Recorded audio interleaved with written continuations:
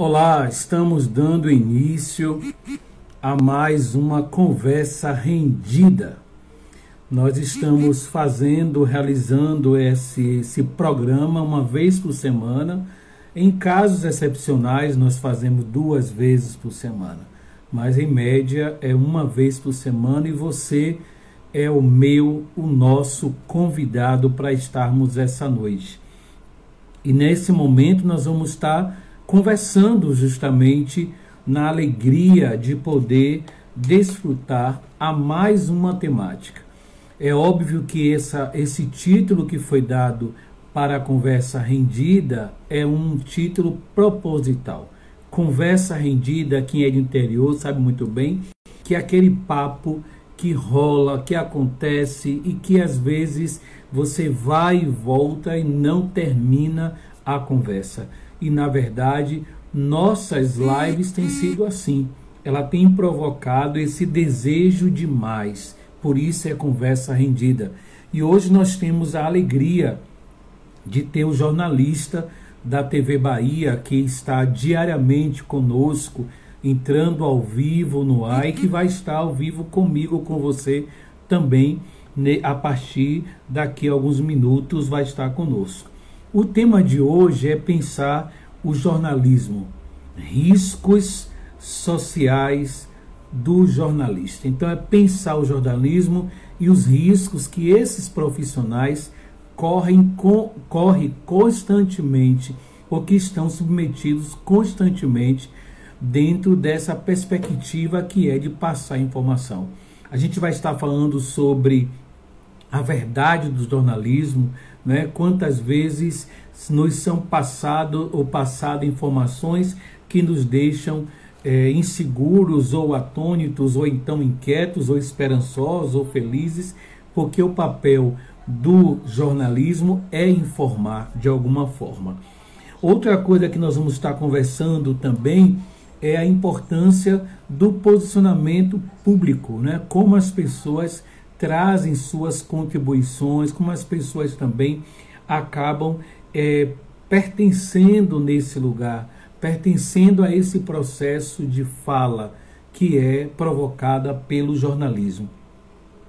Além disso, nós vamos ter também a alegria de estar falando sobre a linha tênue que existe no jornalismo entre aquilo que é dito e aquilo, ou a maneira como as pessoas também absorvem, como as pessoas recebem a informação. Então, é uma noite, é um momento fantástico para mim, para você estar desfrutando sobre essa atividade, sobre essa temática. Você pode estar agora aproveitando para convidar seus amigos, seus colegas, seus parentes a estar comigo, a estar conosco a partir desse momento, para a gente poder estar conversando, né? Porque nós sabemos o quanto é fundamental o papel do jornalista, o papel do jornalismo. Óbvio que em alguns momentos a gente acaba sendo muitas vezes sufocados com tanta informação, né? Principalmente quando você é uma pessoa que assiste muito jornal. Mas o jornal ainda é um instrumento de informação, é um instrumento de mediação, de contatos e de conhecimento. E é por isso que nós vamos hoje estar conversando. Eu quero agradecer a você que já entrou, a você que entrou e saiu, você que está chegando, que vai estar conosco até o final, para a gente poder estar conversando sobre isso. Mas você pode estar convidando os seus amigos, seus colegas, como já disse, convidando a estar aqui. Esse é um momento para nós especial, que é estarmos falando sobre o papel do jornalismo, especialmente nesse tempo que nós estamos vivendo agora, né? Que é esse tempo de pandemia, esse tempo que nós estamos dentro de casa, ou que somos convidados ou obrigados a estarem de casa. E é bom lembrar também que, na verdade, estar em casa é cuidar de si, né? Já que nós temos e sabemos que há um risco muito grande se nós saímos de casa, se nós nos deixamos, né, levar pela necessidade dar saída, ou de ver amigos, de estar com amigos, mas ao mesmo tempo é correr risco. E esse correr risco muitas vezes compromete não somente a sua vida, mas a vida das pessoas que estão próximas a você, as pessoas que estão contigo, as pessoas que de repente poderiam ou podem ser poupadas por você também, por você que de repente saiu de casa ou sai de casa e não toma os devidos cuidados. Mas a gente está aqui para conversar contigo, para a gente poder esclarecer qual é o papel então do jornalismo nesse tempo de pandemia, e é pensar ao mesmo tempo o quanto é importante que a gente perceba o papel mesmo do jornalismo, o papel do jornalista, né? E é isso que nós vamos conversar já já com o nosso convidado, né? Eu falei com ele um pouco antes, e a gente vai, voltando só a reforçar, a gente vai falar hoje sobre esse jornalismo, esse papel fundamental que é o jornalismo, né? Me permita só que eu vou colocar aqui o título da minha live de hoje, porque é preciso que algumas pessoas que vão chegar depois, né, saibam justamente do que é que nós estamos tratando. Então, um momentinho só, que eu vou colocar o título da nossa live de hoje.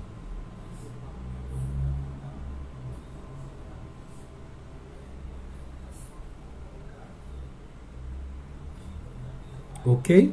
Vamos lá. E aí, vamos começar então? Nós já estamos aqui na alegria de ter você comigo, ter você conosco, porque a gente vai conversar hoje. Você sabe que para a gente estar informado, se não for por via do WhatsApp, o melhor é você buscar justamente o jornal. E muitas vezes o jornal, ele tem, ou melhor, constantemente tem uma função primordial, né? Porque você sabe que quando você se permite assistir o jornal, você acaba tendo informações acerca do que você precisa, o que você necessita para poder se manter e até direcionar a sua vida. Hoje a proposta é não falar necessariamente da pandemia, não necessariamente falar desse tempo que a gente sabe que é necessário se cuidar, mas o papel principal nosso hoje nessa live é falar a importância do jornalismo. E não somente a importância do jornalismo, mas também os riscos e as implicações, né? Aí você podia perguntar, Anailton, que implicações? Né? E aí eu vou dizer a vocês, as implicações são justamente as implicações acerca da informação passada, daquilo que é dito muitas vezes, daquilo que é passado, como as pessoas recebem essa informação, como elas decodificam essa informação, como elas transmitem essa informação.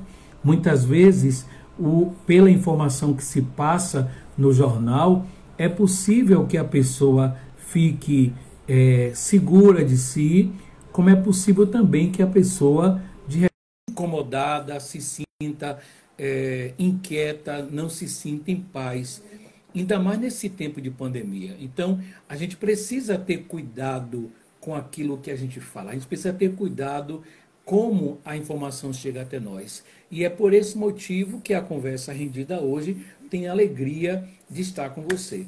Eu, para quem não me conhece, eu sou Anailton dos Anjos, eu sou assistente social de formação, sou coach, analista comportamental, docente do ensino superior, e eu também trago comigo a experiência do mestrado em desenvolvimento humano. E para mim, trabalhar com essa perspectiva dessas lives é justamente promover a possibilidade desse acesso ao desenvolvimento humano. E eu vou convidar agora o nosso ilustre amigo, parceiro, porque se tornou um grande amigo, né? Mesmo pelas redes, mas se tornou um grande amigo e parceiro, para estar conosco nesse momento para a gente estar conversando justamente sobre a importância do jornalismo, a importância e o papel do jornalismo. Mas não somente apenas pensar o jornalismo, mas pensar os riscos e as implicações que o jornalista experimenta. É muito comum a gente ver a preocupação muito grande com o povo de saúde, né? É muito grande se falar e a preocupação de quem está trabalhando diretamente na saúde, que vai do porteiro ao médico. Mas perceba que raramente existe uma atenção voltada à preocupação com o jornalista. Ai de nós se não fosse o trabalho tão fantástico que o jornalismo tem feito de nos manter informados o tempo todo. A gente antigamente até demorava um dia ou outro para receber informações, mas hoje a gente tem informações assim, como a gente costuma dizer aqui na Bahia, na lata. O fato está ocorrendo, a gente está acompanhando, e isso é muito legal. Mas a gente sabe também que muitas vezes a maneira como as pessoas recebem informação, como elas decodificam, como elas podem ou não ressignificar a informação, isso tem um impacto muito grande na maneira como elas vão atuar e agir. É por esse motivo que eu quero agradecer ao parceiro Miller, que já acabou de chegar. Muito obrigado, Miller. Seja bem-vindo. Eu quero agradecer por você ter aceitado em cheio esse convite. Agradecer pela sua humildade também. E aí eu quero expor para todo mundo que a gente não se conhece pessoalmente. Eu tive a honra de fazer o convite e você, de primeiro, aceitou, confiando, né, naquele trabalho de alguém que você não conhece de fato, mas que depois acabou se tornando uma pessoa quase próxima. E eu já disse a você que sua mãe também agora é minha mãe e é mãe do coração. Então acabou a conversa e eu quero agradecer. Seja bem-vindo. Seja bem-vindo e eu quero agradecer por tudo desde já. Boa noite. Muito obrigado. Boa noite. Muito obrigado, professor. É uma honra para mim estar batendo esse papo contigo e também com seus seguidores, alguns dos meus que também estão aqui nos acompanhando. Um tema muito importante, como você já fez a abertura aí. E quero te dizer que essa proximidade hoje é uma das vantagens, né, dos meios de comunicação das nossas redes sociais, né? Tem até um ditado aí popular recente que diz que a internet afasta quem está perto e aproxima quem está longe, né? Porque realmente, às vezes a gente fica tão ali nos meios de comunicação que não tem a conversa com quem está perto da gente. Mas, em contrapartida, aquelas pessoas que a gente nem conhece, que estão distantes, a gente acaba conhecendo e passa a ter até uma convivência a partir dos meios de comunicação, né? Ok. A gente está falando hoje, e aí eu quero. A gente tem. Eu estava até explicando às pessoas que o título do meu programa aqui na live é justamente Conversa Rendida. É aquela conversa que a gente tem e que vai terminar com gosto de quero mais. E aí tem várias pessoas já parabenizando a sua pessoa, porque também acompanha seu trabalho. Eu quero agradecer pelo seu trabalho, agradecer pela sua presença. E enquanto um homem, como eu já falei com você pelo telefone, um homem negro ocupando esse espaço, e quando você, enquanto homem negro, ocupa, você não está sozinho, você carrega toda essa negrada que muitas vezes tem esse lugar negado. Então, eu quero te agradecer. E quero começar, para a gente não perder mais tempo, começar provocando você com uma provocação, óbvio, e que é justamente falar de jornalismo. O jornalismo, ele tende sempre a nos passar a verdade, né? Pelo menos é isso que a gente espera. E, na sua opinião, o que é a verdade no jornalismo? Olha, boa pergunta, hein? A verdade no jornalismo é aquilo que a gente persegue, né? Talvez, eu me lembro agora, e antes de responder, deixa eu me apresentar quem não me conhece. Sou Miller Nunes, jornalista de formação, me formei na Universidade Estadual do Sudoeste da Bahia, em Vitória da Conquista, no ano de 2012, né? E desde então, tracei aí minha carreira jornalística em TV, mas passei por outros meios, rádio, também site, já trabalhei em jornalismo impresso, mas estou na Rede Bahia há 6 anos e, mais precisamente, na TV Subaé, recentes 3 meses. Mas, respondendo a pergunta, verdade, eu lembro aí da universidade, a gente discutia muito isso, né? O que era a verdade? Acho que a verdade, ela existe à medida... Eu vou lembrar agora de um filósofo, né, o Pierre Bourdieu, um sociólogo da comunicação, que ele fala que o olho que enxerga é o olho da cultura. Então, assim, à medida que eu vejo algo, eu vejo pelo meu olhar, com os óculos da minha cultura. Então, eu vejo um recorte da realidade, um recorte da verdade. Então, se a gente pensar assim, essa verdade ela tem várias facetas. A gente, enquanto jornalista, tenta ser o mais fiel possível a todas essas possibilidades, né? Mas é claro, sabendo que ali a gente não consegue ter uma verdade totalmente espelhada do que ela pode ser. Claro que uma história ela sempre tem pelo menos dois lados, e a gente tem que ouvir esses dois lados, e muitas vezes ela vai ter três, quatro fatos que não estão tão claros. Então, assim, o que é notícia? Se a gente parar para pensar, notícia é quando você transforma ali um fato em algo noticiável. E aí a gente tem alguns critérios para fazer isso, né? A gente analisa a relevância social daquilo, de que forma aquilo impacta a vida das pessoas, a importância daquilo. E aí tem vários conceitos que entram, né, na técnica do jornalismo para que a gente leve essa notícia ao ar. Mas é claro que aquilo que eu digo não é uma verdade absoluta. A minha verdade pode não ser a sua verdade. E eu sempre digo, quem se informa precisa ter senso crítico através de onde vai se informar e de como vai se informar. A gente está numa era de fake news e o jornalismo tem uma importância de ser por isso. A gente acabou, além de ser uma figura que interpreta os fatos e leva isso à notícia para quem está em casa, a gente também tem a função aí de dar credibilidade a esses fatos. Porque hoje a gente vive bombardeado de informação e nem sempre sabe o que é verdade e o que é mentira. Então a gente tem esse papel muito importante, já por termos estudado para isso, termos nos preparado para isso, temos aí como função isso, né? A pessoa que vai apurar aquelas informações e dizer se de fato aquilo é verdade ou não. Né? Mas eu te digo, a verdade é algo que a gente persegue. Nem sempre a minha verdade pode ser a sua verdade.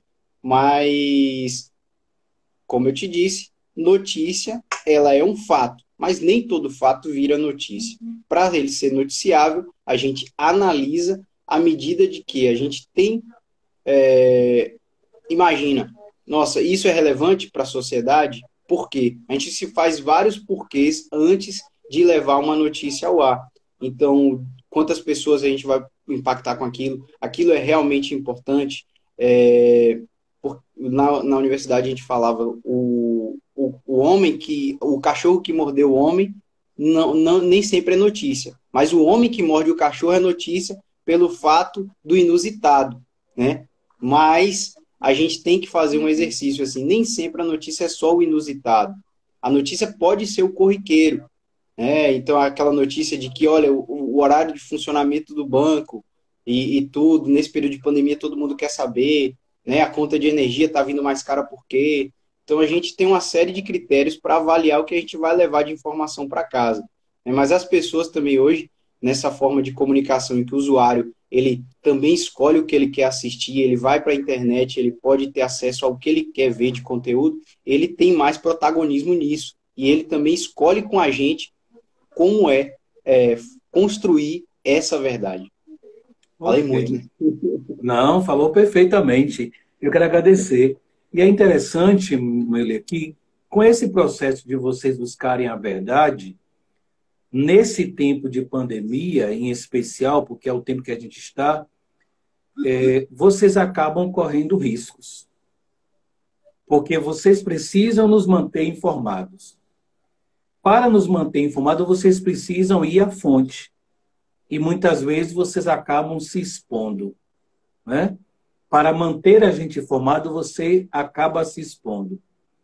E aí eu vou chamar a atenção de como é que fica, então, os cuidados da saúde e segurança para o jornalista. Professor, então isso é muito interessante. Hoje mesmo a gente, em equipe, refletia sobre isso, né? É um período que a gente está vivendo e que a gente sabe que as medidas para se proteger do coronavírus, nem todas as medidas são tão eficazes. A gente está sem máscara porque, óbvio, estamos num ambiente de casa, né? Mas quando a gente sai para a rua, tem que usar máscara. A gente sabe que é importante o tempo inteiro estar lavando as mãos e higienizando quando a gente não tem água e sabão, álcool gel. No entanto, quando eu presto um serviço que é essencial, que é levar informação para casa, eu necessariamente tenho que me expor. Lá na TV, a gente ia falando de saúde primeiro, né? Lá na TV, a primeira medida que a emissora tomou foi afastar as pessoas com grupo de risco. Essas pessoas estão trabalhando de casa, né? E no chamado home office, como nossa colega Madalena Braga, e é por isso que as pessoas têm visto na apresentação eu me revezar com meu colega Adilson Muritiba. E na rua a gente também toma cuidados, né? Os equipamentos eles são higienizados antes de trabalhar e durante o trabalho. A gente anda aí com um vaso de álcool gel do lado, outro de uma substância chamada lisoforme, se eu não me engano, que ali eu higienizo o meu microfone e o meu colega auxiliar higienizo do entrevistado, e à medida cada vez que o entrevistado vai fazer uso do microfone, a gente faz isso. É um processo chato, cansativo, acaba demorando mais o trabalho, mas é muito necessário. Usar a máscara incomoda? Incomoda. Às vezes é dificuldade para respirar, às vezes vocês não conseguem entender o que a gente tenta transmitir.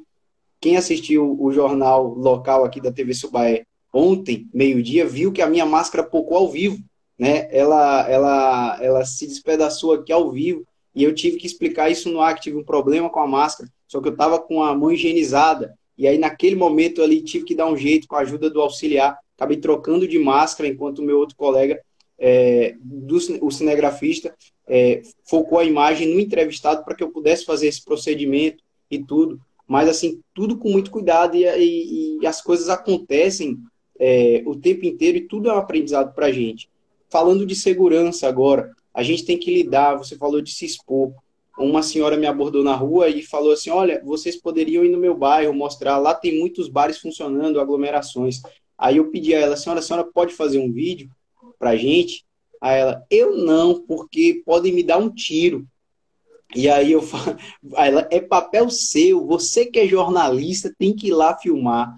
Aí eu falei com ela assim, e na hora, não sei se eu acabei sendo grosseiro, mas falei assim, eu não tenho peito de aço, né? Sou jornalista, mas não tenho peito de aço, também não vou lá me expor a tomar um tiro. Então tudo tem que ser feito com cuidado. À medida que eu vou fazer uma denúncia, eu tenho que me cercar de cuidados para que a minha segurança esteja em primeiro lugar. Porque se eu me exponho, amanhã não vai ter jornalista para contar a história, entende? Então, assim, a gente tem que tomar cuidado, a gente tenta fazer isso com toda a segurança, mas nem sempre as pessoas compreendem a natureza do nosso trabalho. Nossa equipe já foi hostilizada na rua várias vezes, a gente sabe que, além da pandemia, a gente vive um momento de crise política no nosso país, e aí tem também as guerras de ideologia. As pessoas querendo criticar a emissora acabam desrespeitando os profissionais que nela trabalham, e aí tem os pais de família, então, assim, tem que ver aí como é que é isso, né? Você não gosta, você não dá crédito àquele trabalho, mas respeite o profissional que está ali trabalhando. Eu vi outro dia, compartilhando nas minhas redes sociais, um cinegrafista que foi agredido, teve o equipamento quebrado, a mão dele se quebrou porque um rapaz não gostou da reportagem que ele estava fazendo. Só que assim, nós ainda vivemos numa democracia e ainda existe a liberdade de imprensa, graças a Deus. Ok. E você vai falando agora de liberdade de imprensa, nós vivemos num país democrático, mas aí vem uma outra questão, porque aqui a gente vive de provocação, a conversa é rendida por isso. E os cuidados enquanto profissional, quando a gente tem essa necessidade de ouvir de vocês informações acerca da política? E como é para você, jornalista, né, se posicionar enquanto jornalista, enquanto cidadão, nessa sociedade, frente a esse país, nessa conjuntura que nós estamos? Me conta aí, como é isso? Olha, professor, é um grande desafio. Primeiro que à medida que eu sou jornalista numa emissora que tem uma política editorial de ser informativa, é claro que temos alguns programas e profissionais que são comentaristas, que dão as suas opiniões, mas no nosso jornalismo local, a gente tem a premissa de ser informativo e não emitir opinião. E aí a gente cai naquele mito da imparcialidade, né? A gente, enquanto jornalista, sabe que ela não existe, mas é um outro conceito que a gente persegue, o de ser imparcial. Tentar, ao máximo, não imprimir a nossa opinião nas nossas notícias. E eu costumo dizer com os meus colegas que se eu tiver que ficar do lado de alguém, eu preciso ficar do lado da população, né? Independente de político A ou B, eu preciso ficar do lado do povo, né? Eu prefiro me resguardar das minhas opiniões políticas, até porque não tem como dissociar a imagem de Miller Nunes, cidadão, de Miller Nunes, jornalista. Até porque quando eu fiz um juramento na universidade de ser jornalista, eu me tornei jornalista 24 horas. Então, se eu vou no supermercado, vejo algo acontecendo, um produto que está num preço muito absurdo, já anoto aquilo, é pauta no outro dia. Se eu estou na rua, vejo um acidente acontecer, e eu tenho o cuidado de registrar aquilo, claro, preservando as vítimas, que eu não estou ali para tratar da miséria de ninguém, mas aquilo também é notícia, porque eu preciso alertar as pessoas sobre o que aconteceu ali. Então, mais na questão das opiniões políticas, tenho sim minha própria opinião, converso com amigos sobre isso, converso com minha noiva em casa sobre isso, tenho meu posicionamento, mas eu prefiro evitar esse debate muitas vezes, porque a gente está num cenário de muita intolerância. E aí, tudo que você se propõe a dizer num ambiente social, isso é trazido para tentar, de alguma forma, criticar o teu trabalho e dizer que você não tem imparcialidade ou isenção no que você faz. Volto a falar, o olho que vê é o olho da cultura, não tem como a gente não ter as nossas impressões ali numa matéria que a gente vai fazer. Agora há pouco passou o jornal aqui, eu fiz uma matéria a respeito de um hospital de campanha que ainda não foi entregue. A matéria tem um teor de cobrança, de falar que está atrasado e tudo. Então, assim, às vezes é necessário sim se posicionar, cobrar das autoridades, mas volto a frisar, se eu tiver que ficar de algum lado, eu pretendo ficar do lado do povo, e não de político A ou B. Ok. E ao falar que você fica ao lado do povo, aí a sua fala vai provocando em mim alguns questionamentos. E quando você se depara justamente com o fanatismo popular, em que você tem uma verdade apresentada ou a apresentar, que já foi apresentada e precisa reapresentar ou apresentar novos recortes, e como lidar quando a população ela está ignorante ou alienada a essa verdade, aquele ponto que você está colocando. Como é você lidar frente a isso? Eu vi ontem numa entrevista de William, quando ele dizia que ele, em alguns momentos ele foi agredido, né, na rua por uma pessoa que de repente se via na condição, no direito de poder dizer algo ou agredi-lo verbalmente.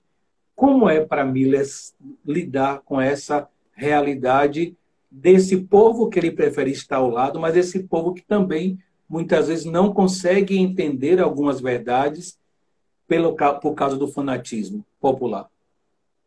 Ou fanatismo político. Fanatismo político, não popular, desculpe. Claro.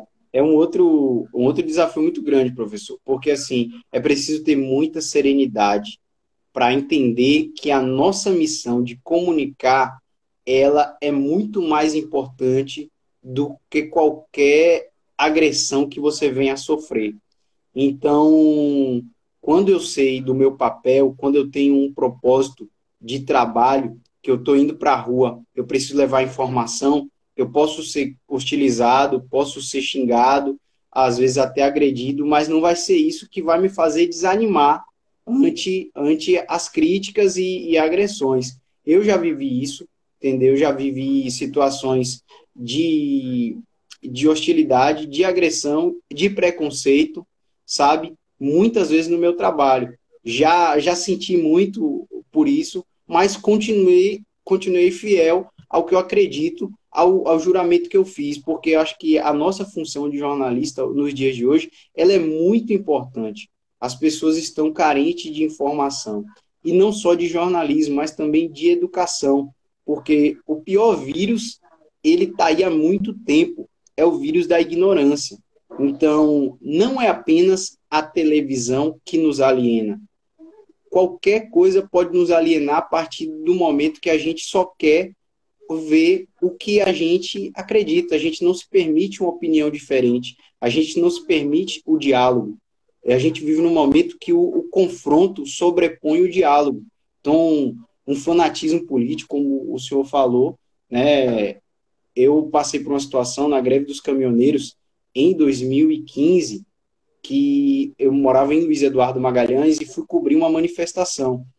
E os caminhoneiros me trataram super bem.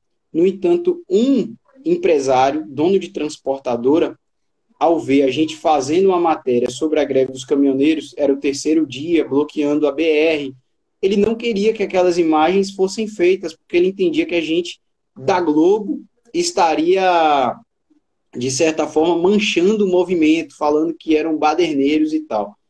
No entanto, a gente estava ali só para informar o que aconteceu. A opinião das pessoas se forma a partir da informação que elas recebem e do conhecimento de mundo que elas têm.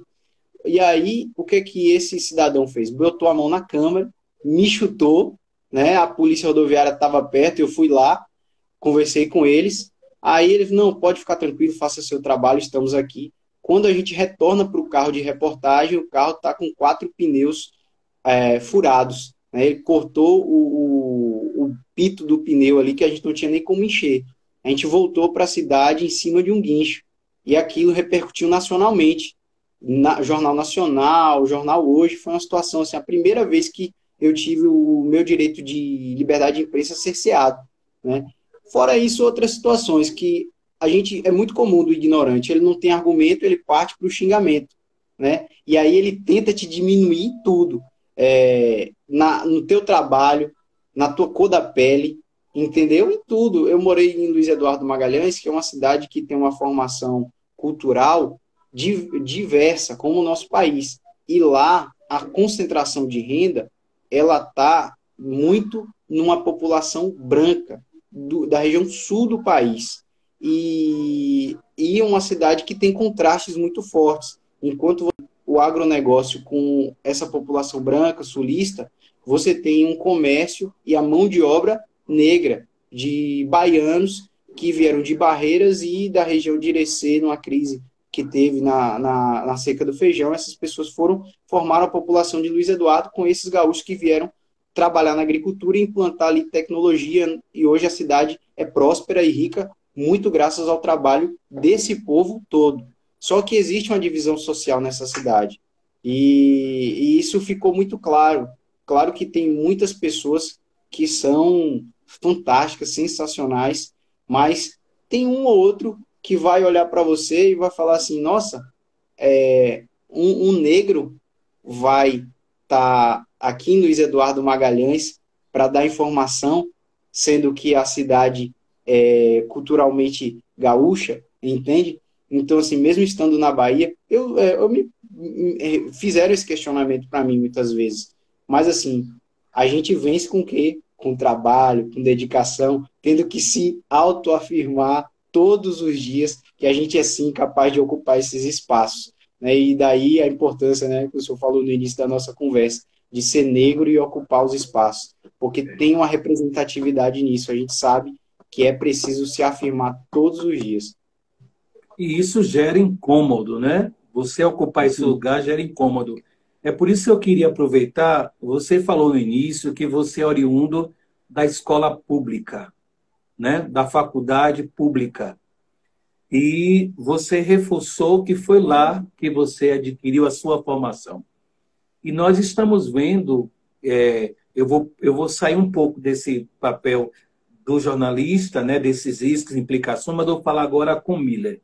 Miller, que é essa representação negra que ocupa esse lugar e que não esqueça nunca que vai incomodar constantemente as pessoas que acham que esse lugar não pertence a nós. Eu digo nós porque esse lugar não pertence a você só, pertence a toda a raça negra que você representa.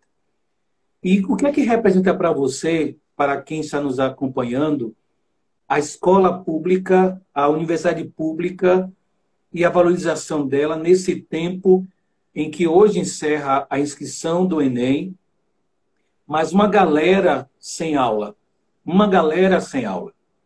E o sistema, por pouco não manteve o Enem na mesma data, onde uma galera branca está tendo direito a acesso à tecnologia, que sempre teve, a informação, e garantir esse lugar de poder. Esse lugar de poder que começa pela educação. O que foi para você estar nesse lugar do poder chamado educação pública, universidade? O senhor definiu bem, é o lugar de poder, né? Eu acho que a universidade pública é justamente um dos instrumentos de libertação que o povo tem. Porque se você tem uma universidade que é pública, ela se propõe a ser de todos, né? Mas nem sempre ela foi. E claro, devido às nossas diferenças sociais, a dificuldade de acesso à educação, eu costumo dizer que, assim, que eu sou negro, mas eu também tive alguns privilégios. A minha família, durante muito tempo, com muito esforço, conseguiu pagar um ensino de escola particular para mim, o que deu base na minha educação. Tive que ir para a escola pública no ensino médio, no entanto, eu já tinha uma base muito boa. E aí, passei por um cursinho pré-vestibular numa escola particular, no qual eu também precisava trabalhar ali para poder ter acesso àquele conteúdo e assim entrar na universidade pública. E lá, quando eu entrei, eu me lembro de sermos 40 na sala de aula e ainda não tinha as cotas raciais nem sociais naquela época. E, se eu não me engano, não chegava a 5 negros na sala de aula do jornalismo, sabe? E a gente se questiona, poxa, por quê? É um racismo estrutural mesmo. Então, isso nos foi negado numa bagagem histórica. À medida que a gente teve o 13 de maio agora recente, inclusive foi meu aniversário, e que é uma data que eu só comemoro porque foi meu aniversário, mas não é uma data a se comemorar enquanto negro, porque assim, a princesa Isabel assina a Lei Áurea, mas a escravidão permanece à medida que a gente continua marginalizado. Os negros não têm acesso a tudo que os brancos já tinham, né? A trabalho, a dignidade, acesso à educação, e isso vai se perpetuando, e essa bagagem do racismo estrutural a gente traz até hoje, porque à medida que a gente entra em algumas instituições, como televisão, ou mesmo uma instituição jurídica, que você vê poucos negros ali, você vê que realmente a dificuldade ainda de acesso. E o que pode nos libertar? A educação, né? A universidade pública. E a gente vê uma universidade sucateada, cada vez mais baixos investimentos em pesquisa, né? Cada vez mais a facilidade de entrar numa faculdade particular e a dificuldade de ter acesso à pública, né? Porque a universidade não tem problema nenhum com a faculdade particular, acho que ela também cumpre o seu papel. No entanto, a universidade pública, ela tem o tripé, ensino, pesquisa e extensão, que eu tive acesso a isso e foi fundamental na minha formação. Então, além de estar no ensino, estudar, quadro, giz, eu tive a oportunidade de pesquisar, né? Eu tive a oportunidade de participar de projetos de extensão e a universidade ser diretamente voltada para a comunidade. Então, quando eu vou para uma faculdade particular, eu ainda tenho a impressão, e me perdoe se eu estiver errado, mas que ela forma mais profissionais para o mercado de trabalho. E a gente precisa, na universidade, formar gente pensante, gente que também pense o mercado de trabalho. Então, daí a importância de você dar teoria, né? Porque a prática, o ofício, ele é fundamental, mas a teoria é o que nos faz pensar, criticar aquilo. Será que é assim? A gente aprendeu sempre assim? Será que tem que ser sempre assim? Então as coisas precisam andar unidas. E o que faz é a universidade pública. E ela está sucateada, tadinha. E eu fico triste com isso, sabe? Isso é pauta para você, né? É, sim. Eu quero aproveitar, já que você também falou da questão dessa pauta, né? E pauta para, voltando à questão do jornalismo, eu queria, dentro dessa perspectiva, agradecer a educação e todos que fazem educação e dizer que essa sua fala contempla os professores, contempla a importância de investirmos na educação como uma das bases principais para a nossa libertação. Mas o jornalismo também tem esse papel importante de levar o conhecimento, de acessar as pessoas às informações e, muitas vezes, à libertação. E aí vem a pergunta, como é que vocês costumam fazer a seleção das notícias para o jornal? Em meio a tudo que acontece no Brasil, na Bahia, em Salvador, né? Como é que vocês selecionam essas notícias? Qual o critério para selecionar essas notícias? Aí a gente até entrou um pouquinho nesse assunto, mas eu não me estendi muito. Critérios de noticiabilidade, né? A gente tem esses critérios aí de noticiabilidade. E aí o que entram aí? A relevância social, isso a gente discute. O fator do ineditismo, né? Aquilo já aconteceu antes. Temos também a questão se aquilo é algo curioso, a questão do serviço que é preciso ser prestado, e aí serviço entraria mesmo nas informações que a pessoa precisa, o que vai funcionar amanhã, o que aumentou na cesta básica e tal. E tem vários critérios que a gente analisa. Existem reuniões de pauta, né? Isso acontece diariamente lá na nossa emissora, na redação. A estrutura da TV, só para ficar claro, funciona assim. É uma indústria de produção, meio que uma indústria mesmo de produção de notícias. Então, tem a figura ali do repórter que está na rua, mas ele é só a ponta, né? Tem um produtor, que é ele que produz as notícias, ele discute em reunião de pauta o que vai ser levado para a rua, com os editores, que são aqueles que selecionam mesmo o que vai ser exibido no jornal. Então, Sim. O produtor ele marca as entrevistas e busca esses assuntos e as atualizações desses assuntos. Elabora uma pauta que é dada para a equipe de reportagem. A gente vai para a rua, executa essa reportagem, também conta o que a gente viu de diferente na rua, né? Porque às vezes você sai para fazer uma coisa e chega lá é outra, ou então vê algo mais urgente, né? E aí entra outro critério de noticiabilidade, que é o chamado factual, aquilo que é urgente, é um acidente, é um homicídio, né? Isso também. E à medida que a gente faz essa reportagem, ela volta para lá, editada e depois exibida, né? Tem os editores de imagem e de texto que editam e depois exibido, o apresentador, ele faz ali, ancora o jornal e apresenta essas notícias. Mas os critérios são basicamente esses. Se ela tem uma relevância social, se ele é um fato que tem que ser noticiado urgentemente, porque ele pode esfriar, teoricamente, né? A gente fala notícia quente, notícia fria, né? Que seriam acidentes, homicídios, datas comemorativas, né? Que são chamados factuais. E aí a gente tem a curiosidade, às vezes é aquele animal pitoresco que apareceu no meio da cidade, e por isso é noticiado, é algo curioso também. E tudo isso é discutido. Nesse momento de pandemia, o jornalismo ele tem uma função muito importante. Então as pessoas cobram muito a gente. Mas vocês só falam de coisas negativas, e informação traz também problemas psicológicos. À medida que a gente se enche de informação, a pessoa está passando por uma situação em casa e aí fica mais preocupada ainda. Só que a gente precisa, enquanto jornalista, ter um papel também de provocador de uma transformação na realidade. Então, à medida que eu mostro o negativo, ele tem uma razão de ser. Eu mostro o negativo para que as pessoas que podem transformar aquela realidade, a transformem. Então, o negativo é apresentado para que soluções sejam propostas de transformar aquilo. Ele não é que a gente vive de miséria, não é que a gente está ali procurando sensacionalizar tudo. Não.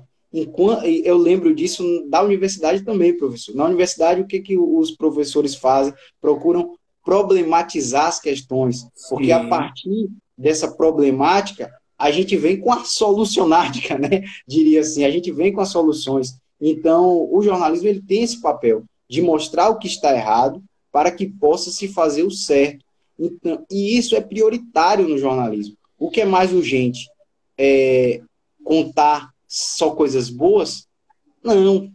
Eu vi um comentário da Sônia Bride outro dia, na postagem dela, a repórter do Fantástico, e uma mulher falou assim: ah, por que, que vocês não falam dos curados, ficam falando só das coisas negativas e tal? E aí a Sônia Bride falou assim: se você quer um filme de ficção, assista. A gente faz jornalismo.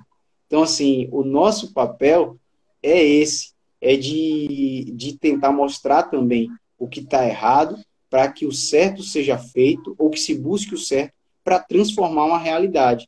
Então, assim, não é por acaso que a gente fala todo dia dos números do coronavírus, que a gente fala das consequências dele, não é. Mas a gente também sabe que é preciso levar conforto, mostrar os bons exemplos, porque eles também ajudam a transformar. E a gente tem tentado mostrar isso, mas nem sempre há tempo para tudo, entende? E no pequeno tempo que nós temos de jornalismo, a gente procura mostrar o que é mais urgente. Respondi? respondeu. Eu quero agradecer a você. Nosso tempo está quase terminando. E eu vou dizer que a gente está inconcluindo, porque como vai ficar disponível, então as pessoas vão poder acompanhar. Mas eu ainda queria te provocar nessa, como a última provocação de hoje, é assim, existe o cidadão, Miller Nunes, existe o jornalista, o profissional. Essa linha tênue, como é que se dá?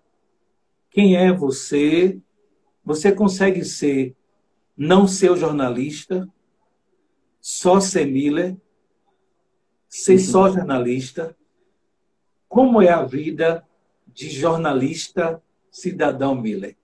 Que linha é essa que te separa ou está intrínseca? Professor, é difícil, viu? Você não ser jornalista, porque eu sempre falo nos meus textos até sobre a minha profissão, porque a partir do momento que eu me tornei jornalista, nunca mais eu deixei de ser. E eu acho que no dia que eu não trabalhar como repórter, eu ainda vou ser jornalista. Isso me traz alguns problemas assim em casa também, porque falta tempo para. Agora a gente está batendo esse papo, minha noiva está aqui, ela está estudando, Larissa, né, está estudando, está fazendo o TCC dela, é estudante de direito, está aqui comigo em casa fazendo o home office, passando essa quarentena comigo. E assim, às vezes falta tempo para assuntos corriqueiros. Hoje, minha mãe é uma figura que me liga todo santo dia. E há 3 dias eu não falo direito com minha mãe, só troco mensagens. Por quê? É uma correria no trabalho, quando eu chego em casa, tem os afazeres domésticos, precisa a gente ver o que está faltando aqui, comprar na rua, tem outras coisas, tem que estudar, tem que dar atenção, né? Também a minha noiva bater aquele papo, botar em dia, e às vezes eu não consigo ligar para minha madrinha, para minha mãe, para o meu pai, os amigos às vezes se sentem um pouco esquecidos, né? E aí eu acabo deixando de lado, falho muito nisso, mas e aí a gente vai vivendo. Agora é uma linha difícil. Eu já me questionei muito já tive várias crises assim de identidade. Já pensei de sair das redes sociais por situações que me desanimaram, porque às vezes você gosta de fazer algumas coisas e você precisa não mostrar isso, porque você o tempo todo está sendo julgado à medida que a gente é pessoa pública, né? Eu não queria aceitar isso, aí Larissa falou: "Ô, bebê, aceita, porque você agora é pessoa pública." Aceita que dói menos, né? Aceita que dói menos. Infelizmente, uma opinião que eu emito, ela reverbera mais do que anos atrás, quando eu não era jornalista, quando eu não aparecia na televisão.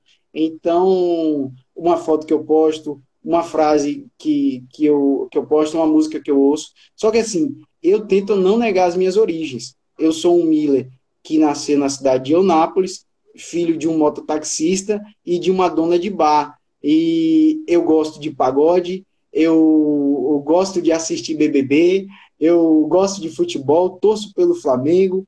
Então, assim, tem uma série de coisas assim que eu sou e não nego, entendeu? E as pessoas podem até criticar, pensar, mas cada um tem um jeito de ser, uma visão de ser. Eu procuro, professor, sempre estar em movimento, fazer uma autocrítica, sempre pensar, porque eu acho que o pior é você ficar parado, estagnar, e isso é complicado. Mas à medida que você pensa, mesmo quando você for errar, você pode ir lá e mudar e transformar. Então, porque a gente é ser humano, a gente está suscetível a erros o tempo inteiro. Mas é difícil não ser jornalista. Na rua, um dia eu saí sem máscara, esqueci, logo no início da pandemia. Não foi nem no dia que eu saí sem máscara. Foi outro dia até atrás. Cheguei, desci do carro, né, tinha feito compras, tirei minha máscara suja, botei dentro de uma sacolinha e ia jogar no lixo. Já estava no corredor do condomínio para subir para casa. Aí uma senhora que estava em pé falou: cadê sua máscara?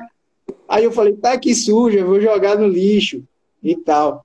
A gente é cobrado o tempo todo, então não tem como ser jornalista. Não tem como deixar de ser jornalista, sabe? Então, assim, se eu sou jornalista e estou lá pedindo às pessoas que usem máscara, que façam isso, eu tenho que dar exemplo, né? Então, assim, não é me permitido o direito de errar, mas eu erro também, sabe?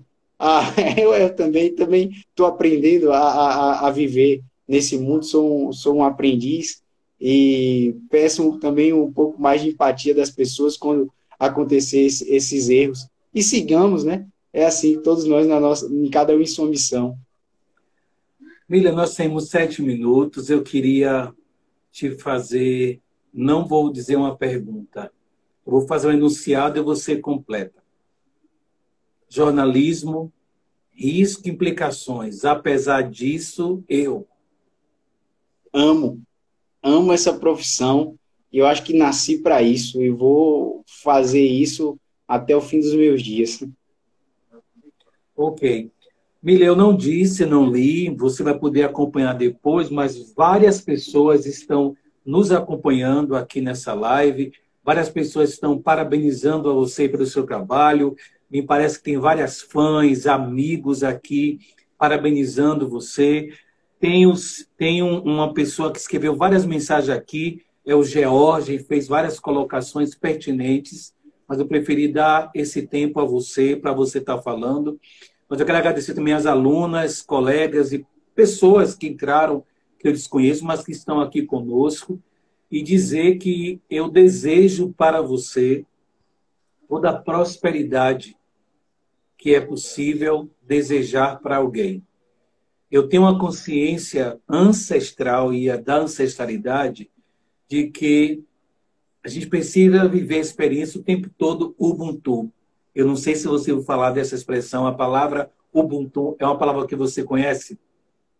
Já ouvi falar de Ubuntu. Só para você ter uma ideia, tem uma lenda que conta que um historiador ele foi numa região da África e postou um desafio para as crianças que estavam ali. Ele colocou um cesto de frutas perto de uma árvore e disse que a criança que primeiro chegasse lá ganharia sozinha o prêmio. Quando ele deu o ok para que as crianças fossem, elas deram as mãos e correram todas juntas e chegaram todas de vez. E aí ele foi até uma criança e perguntou por que ele fez isso, por que eles fizeram isso. E aí uma das crianças disse, porque nós não ficaríamos felizes se apenas uma pessoa ganhasse. Porque se uma pessoa só ganhasse, as outras estariam tristes. Isso é Ubuntu. Ubuntu é você lembrar que quando você está na televisão, você não está só. Essa conquista, essa luta de seu pai, de sua mãe, de mudar essa história e fazer você ocupar esse lugar, você representa Ubuntu.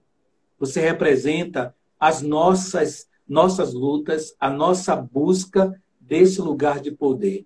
E é por isso que eu desejo para você Ubuntu. Nunca mais esqueça. E é o que a gente está vivendo agora, nesse tempo de pandemia, em que o Estado não presta assistência devida, as pessoas têm feito solidariedade. E quando você faz seu trabalho de passar informação com verdade, isso é Ubuntu. Quando você se preocupa de se posicionar e a consciência histórica que você tem, da sua origem, reconhecer de onde você vem e fazer seu trabalho, isso é Ubuntu. Então, Ubuntu para você é o que eu desejo, que quer dizer, eu sou porque nós somos. Não adianta você estar bem se eu estou triste, não adianta eu estar triste e você estar bem. Ubuntu é desejar o bem a todos. Então, Ubuntu para você. Ubuntu para o senhor também. Nossa, que bacana. Eu não me lembrava do significado de Ubuntu. E eu acho que vou passar a usar mais vezes, porque é isso. Não tem como ser se nós não Não somos. formos. Né? É Então, eu preciso acho que todo mundo vá. e eu tenho isso muito claro para mim, sabe, professor? Eu peço que o senhor compartilhe a live depois aí, para que as pessoas Sim, possam assistir, quem não conseguiu, também que eu possa rever os comentários e, quem sabe, respondê-los aí nos comentários, porque gostei muito da participação de alguns amigos aqui e não sim. posso deixar de falar com eles e manifestar o meu carinho. Muito obrigado, viu, gente? Pena que eu não Várias pude pessoas responder. aqui. Robson. Robson acabou de dizer, boa noite, meu amigo. Né? Noélia também mandou, te admiro Eu vi muito, que espero que gente muitas possam beber dessa água. Eu vi Várias gente da pessoas, minha várias. universidade aqui, o jornalista Mário Bittencourt, colega lá da UESB, comentou também. Teve outros colegas aqui, Jorge, que é meu cinegrafista, trabalha comigo diariamente, muito massa. Mas assim, eu tenho uma música que eu estou ouvindo muito e ela fala assim, professor: ó, tem gente que é tão bonita que só tem beleza. Tem gente que é tão feia que só tem beleza. Tem gente que é tão rica que só tem dinheiro. Eu quero ser inteiro quando eu finalmente chegar lá. Então eu penso isso, sabe? Eu acho que a gente precisa querer também chegar nos lugares de poder, mas sem esquecer de onde a gente veio e o que a gente traz com isso, entendeu? Eu quero ser inteiro. Eu sou rico não pelo que eu tenho, mas pelo que eu não preciso ter. Entende? Então, riqueza para mim está nessas relações, na forma que Feira de Santana me abraçou, que essa comunidade negra de uma cidade que se autodeclara mais de 60% da população é negra, e que me abraça como se eu fosse um filho dessa terra. Então, isso para mim é riqueza, é alegria, é felicidade, é fazer o meu trabalho, encontrar essas pessoas na rua e saber que elas gostam do meu trabalho, que me acompanham. Isso para mim é felicidade. E o papel do jornalismo é uma missão muito honrosa e digna. E pode ter certeza, podem criticar, falar mal, apedrejar, a gente vai continuar trabalhando, aprendendo com as críticas e tentando melhorar cada dia. Ok. Ubuntu para você. E gratidão. Ubuntu. Tá? Um abraço em sua mãe que eu Gratidão. mandei, um abraço em sua noiva. Diga que desculpa por roubar você delas aí, mas foi por uma causa maior. Certo? Um forte abraço, fique com Deus. Gratidão é o que eu sinto por você ter se colocado à disposição de conversa rendida. Até mais, Deus lhe Amém. proteja.